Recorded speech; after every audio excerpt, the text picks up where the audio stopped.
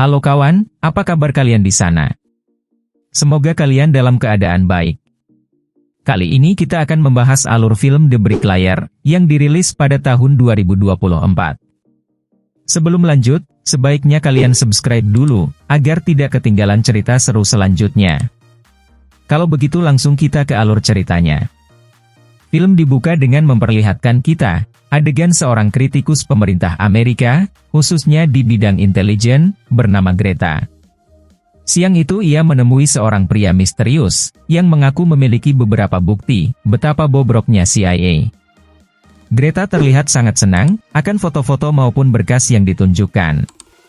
Sampai ia menyadari, kalau pria ini memiliki niat lain di balik pertemuannya. Berita mengenai kematian Greta membuat gempar protes warga di Yunani, karena sudah ada 3 kritikus bidang intelijen Amerika, yang diduga dibunuh oleh CIA di negaranya. Menteri Luar Negeri Yunani, bernama Kostas bahkan membuat pernyataan, bahwa Amerika telah membunuh warganya. Maka dari itu, seorang agen CIA bernama Kate, ditugaskan untuk mencari dalang di balik pembunuhan Greta. Setelah seharian menyusuri rekaman CCTV, ia berhasil menemukan pelaku, dan begitu ia sadar siapa pelakunya, Kate sangat panik dan segera menghadap ke atasannya. Pria itu bernama Victor Radek, mantan agen CIA yang harusnya telah dinyatakan tewas 18 bulan lalu. Pertanyaannya bagaimana ia selamat, dan apa motif di balik pembunuhannya. Maka dari itu, Kate bersama atasannya menemui seorang pria bernama Vail. Sehari-hari ia bekerja sebagai tukang batu, tapi juga seorang mantan agen ternama. O'Malley sebagai mantan atasannya, meminta tolong agar dia dan Kate berangkat ke Yunani, untuk menangkap Radek. Kemungkinan besar, ia merencanakan sesuatu yang sangat berbahaya, dengan bekerja sama dengan para mafia Rusia. Tapi perintah tersebut langsung Vail tolak, di mana karena telah pensiun, ia tak lagi ingin berurusan dengan misi rahasia lainnya. Sebenarnya, salah satu alasan Vail ditugaskan, karena 18 bulan lalu dialah yang diutus membunuh Radek. Malam itu saat Vail selesai dengan pekerjaannya, ia kembali teringat dengan masa lalu, di mana ia dan Radek dahulu bersahabat. Bahkan, ia sangat dekat dengan keluarganya. Begitu selesai mengenang masa lalu, tiba-tiba ia dikepung oleh beberapa pembunuh bayaran. Vail yang terkena tembakan, segera mengobati lukanya, lalu berusaha kabur. Terlihat 2 orang muncul, dan berusaha membunuhnya.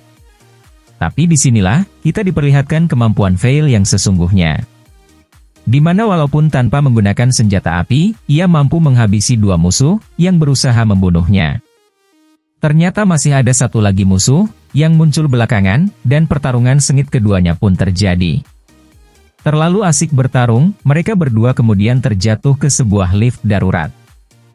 Si musuh sebelum mati sempat mengatakan, kalau Radek menitipkan salam untuknya. Akibat kejadian semalam, Vail memutuskan untuk ikut ke Yunani. Pagi itu, mereka berdua berangkat menggunakan pesawat militer. Dan sepanjang jalan, Vail cuma mengingatkan, agar Kate tak menghalanginya sepanjang misi. Di tengah perjalanan, Kate juga sempat membuka berkas lama Vail, terkait misi pembunuhan Radek. Di situ dituliskan, Vail berhasil membunuh Radek, namun jasadnya tak ditemukan, karena jatuh ke laut. Terlampir juga, foto jasad anak dan istri Radek, yang ditemukan bersimpah darah. Adegan berpindah ke Yunani, begitu tiba di sana, Vail diam-diam mengarahkan mereka, untuk mendatangi teman lamanya, bernama Patricio.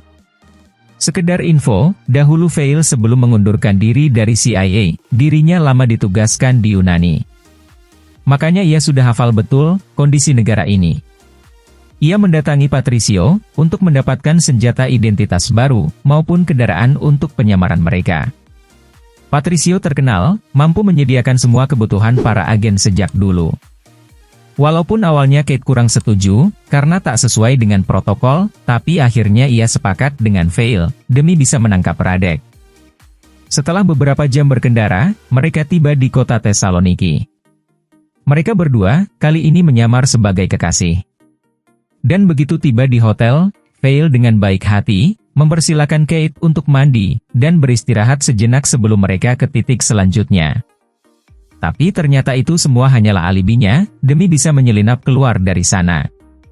Ia kemudian ke gereja, untuk meninggalkan ponsel yang diberikan oleh Kate, agar tak bisa terlacak.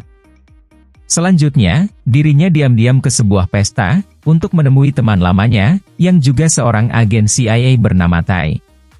Lalu Veil meminta info, lokasi seorang anggota mafia, yang dulu menjadi informan andalannya Radek, selama bertugas. Ia yakin sampai saat ini, mereka masih saling berinteraksi, dan membantu Radek dalam tindakan kriminalnya.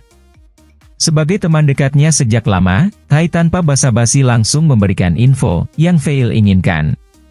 Malam itu tanpa membuang waktu, ia langsung ke sebuah klub yang dimiliki oleh mantan informannya, bernama Stan.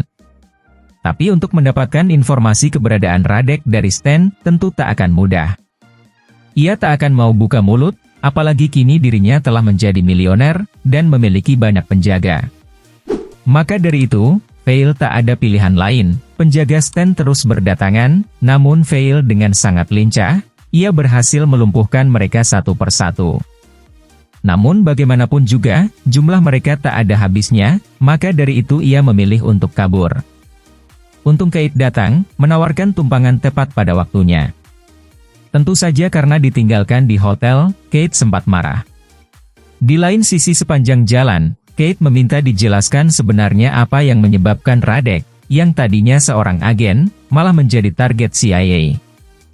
Veil kemudian menjelaskan, dahulu Radek menyamar menjadi perantara, bagi mafia Rusia dan Yunani. Tapi penyamarannya terbongkar, dan keluarganya dibunuh.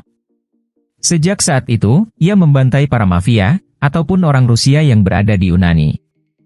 Dan akhirnya Veil diutus, untuk membunuhnya.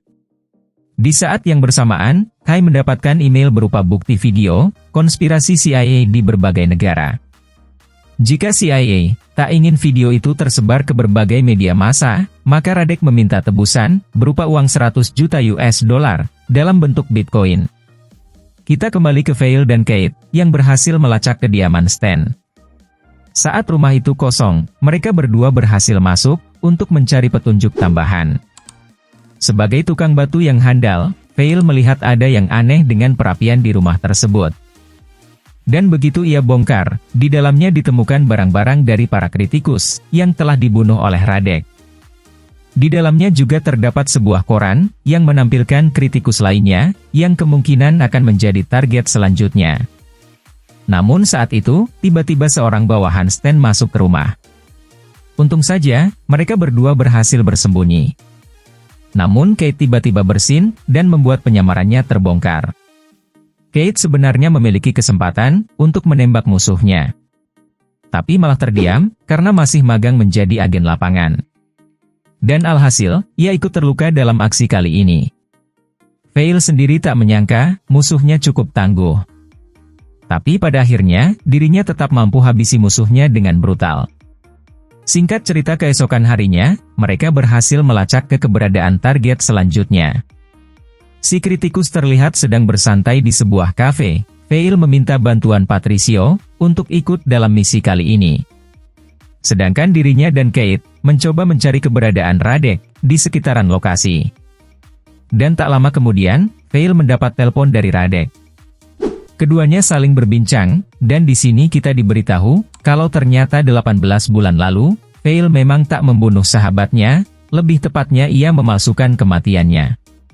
Namun ia tak menyangka, kalau Radek akan kembali muncul, untuk balas dendam ke CIA. Alasan utama, Radek ingin menghancurkan nama CIA, karena ternyata penyamarannya terbongkar di masa lalu, tak lain karena ulah petinggi institusi itu sendiri. Sambil nelpon, Veil mencoba keliling mencari keberadaan Radek, yang harusnya tak jauh dari lokasi. Tapi mereka malah tertipu, Veil berhasil menjatuhkan Radek dari motornya, namun tetap saja ia berhasil kabur, tapi paling tidak mereka berhasil menemukan sebuah tablet yang ditemukan pada jok belakang motornya. Akibat kejadian ini, Kate sempat marah karena Veil tadi bertindak gegabah. Tapi ada hal lain, yang mesti mereka diskusikan. Radek tadi setelah membunuh targetnya, sempat melemparkan sebuah foto, dan orang yang berada di foto tersebut, adalah salah satu target hitam CIA. Yang berarti, Radek bisa saja membocorkan seluruh data tersebut ke media, dan menimbulkan kehancuran diplomasi Amerika. Dari sana Veil mampir menemui Tai, di mana ternyata dahulu, mereka berdua adalah sepasang kekasih. Bahkan sebelum pensiun, Veil sempat mengajaknya untuk kabur bersama. Tapi Tai merasa seluruh hidupnya, telah ia abadikan untuk negara. Veil sempat menyampaikan, soal perkataan Radek tadi. Di mana CIA sendirilah, yang telah membocorkan penyamarannya, ke para mafia. Dan ternyata itu merupakan benar adanya, karena Tai sebelum menjadi kepala stasiun CIA di Yunani, diberitahukan info tersebut.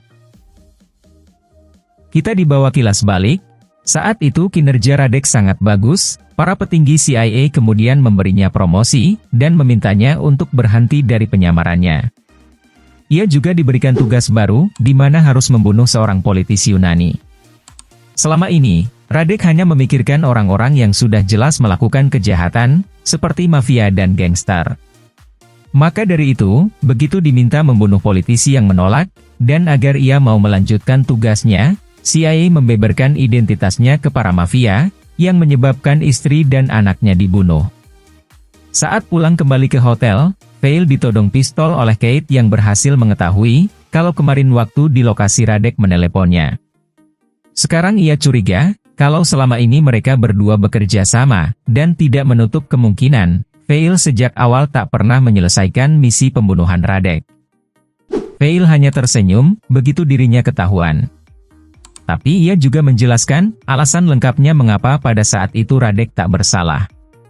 Singkat cerita malam itu, mereka mendatangi gudang Patricio, untuk mencari tahu soal isi hard drive tablet, yang mereka berhasil ambil dari Radek kemarin.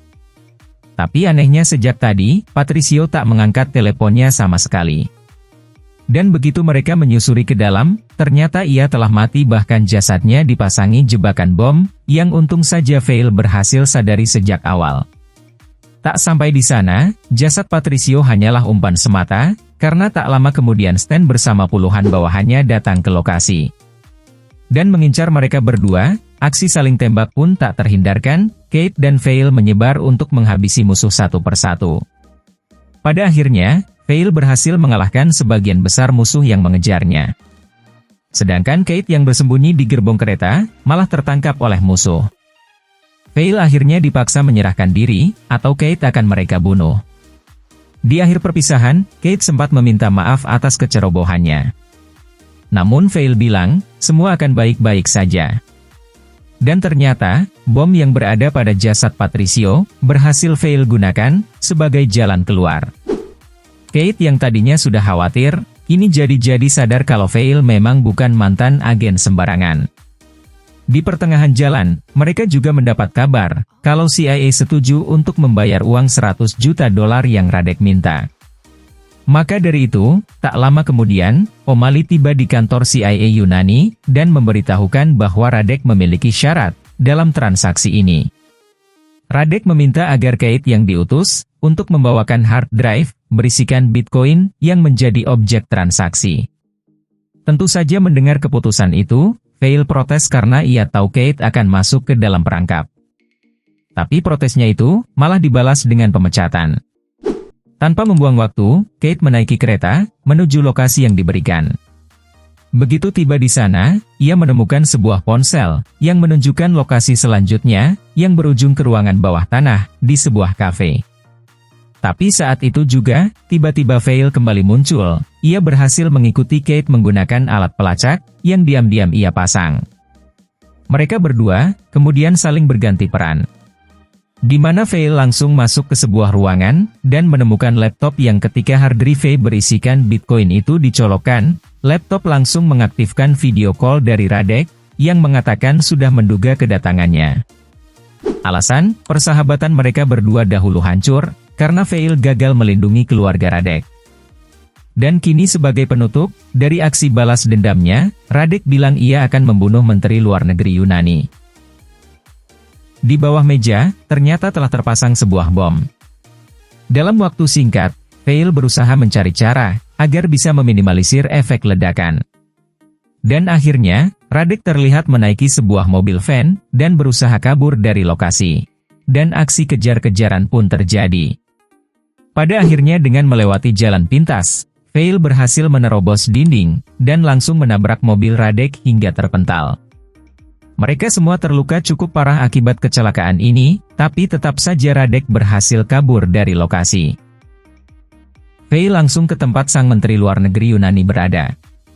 Saat itu juga di tengah keramaian, Veil berusaha mencari keberadaan mantan sahabatnya. Terlihat ia sedang berada di panggung, dan berhasil menyamar menjadi salah satu anggota media. Karena tak ingin membuang waktu, Veil mengambil sebuah palu, dan merubuhkan panggung itu. Sebelum membunuh Radek, Veil sempat meminta maaf, karena dahulu tak berhasil melindungi keluarganya. Dan akhirnya ia pun melepaskan tembakan, yang mengakhiri seluruh misi ini. Tapi karena dianggap sebagai ancaman, Veil juga ditembaki oleh polisi setempat. Saat terbangun di rumah sakit, Kate dan O'Malley telah berada di sana. Mereka mengatakan, sekalipun Radek berhasil ditangkap, tapi dana yang ia curi hilang entah kemana. O'Malley secara khusus berterima kasih ke Veil. Dan saat tersisa mereka berdua di ruangan, Kate mengatakan kalau O'Malley pasti memiliki uang yang telah dicuri. Mereka menduga, kalau dialah orang dalam CIA, yang diam-diam membantu kejahatan Radek. Pada malam harinya, kemudian Veil dia menyelinap ke apartemen Tai. Terlihat ia tengah bersiap-siap keluar kota, untuk liburan. Sebenarnya Veil ke sana, hanya untuk bertemu mantan kekasihnya. Tapi tiba-tiba ia menemukan sebuah piringan hitam, yang harusnya milik Radek dahulu. Di sanalah ia menyadari, kalau orang dalam yang selama ini berkhianat, adalah mantan kekasihnya sendiri. Ia menjual informasi CIA, demi mendapatkan uang tebusan. Di saat yang sama, beberapa pasukan kiriman kembali muncul, untuk membunuh Veil. Sebelum mereka berhasil masuk, Veil membuka sebuah tempat kaset, yang berisikan bahan peledak, yang telah lama ia simpan di apartemen Tai. Dan akhirnya ledakan barusan, menghabisi semua musuh yang mengejarnya. Tapi Veil yang dalam keadaan terluka, akibat jatuh dari ketinggian. Malah hampir ditabrak oleh mantan kekasihnya, untung saja Kate berhasil menyusul ke lokasi, dan memberikan pertolongan. Beberapa hari kemudian, Kate dipanggil menghadap ke atasannya, karena kinerjanya kemarin dipuji, dan ia dipromosikan ke lantai atas. Tapi bukannya senang, Kate malah lebih memilih untuk mengundurkan diri. Akibat kejadian kemarin, ia banyak belajar dari Veil, dan menyadari institusi tempatnya bekerja, banyak melakukan tindakan kotor, seperti kasus Radek. Adegan beralih ke Veil, saat ini ia sedang asik menyelesaikan pekerjaannya, sebagai tukang batu. Dan dengan begitu film pun berakhir. So kawan, gimana ceritanya? Pasti seru kan? Itulah cerita dari film The Bricklayer. Sampai bertemu di video selanjutnya.